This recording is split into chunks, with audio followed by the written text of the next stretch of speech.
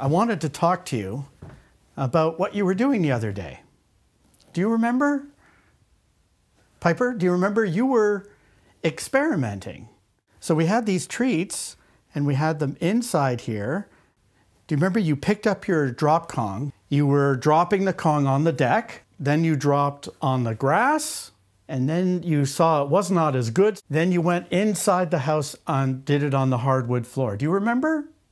So that's what's called one factor at a time experimentation.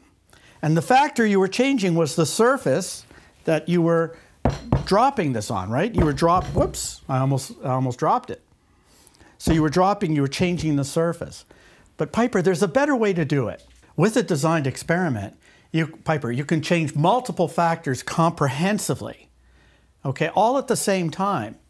And you can see which factors have the most influence, as if you were doing it one factor at a time. But Piper, guess what? You get more.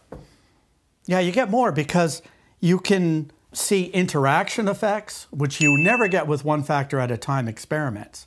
And you can also do higher order terms, other higher order terms, like for example, quadratics.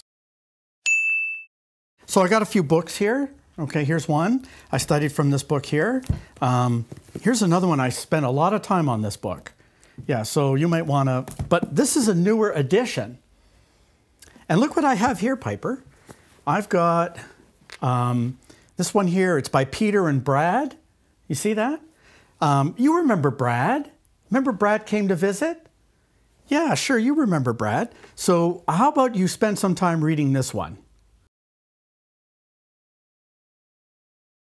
So Piper, I've got some other experiments. We're not just going to do one factor. Okay, you did the surface, but we should probably try a few different treats. See this? So Mummy went and got a few different, oh, you're taking some interest now, aren't you? So we have a few different treats here, okay, that we can put. Look at this. Oh, this one looks good. Mini naturals. So we can take this caliper here and let's turn it on and we'll take a measurement. And this is about 12 point, what does that say? Can you see that? Yeah, I think it says 12.69 millimeters. And now what we're gonna do is we're gonna set up our designed experiment. So what I've done is I've set this up in JUMP. The response is mean time between success. And of course, that's something you want to minimize. That way you want to get as many treats as you can. And we'll just have a couple factors, surface and diameter. Now, for the model, we do want to look at interactions because that's an advantage of designed experiments, as well as, well, why not? Let's look at quadratic terms as well. Okay? Now, the next question is, how many runs do you want to do? Because it seems to me you want to do more runs.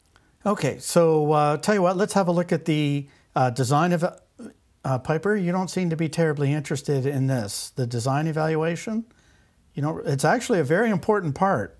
And actually, this looks very good. This is the design we're going to run right over here, and that'll be our next step.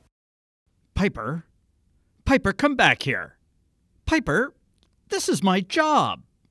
Dogs do one factor at a time experiments. You can do better. Click the link below to let us show you how.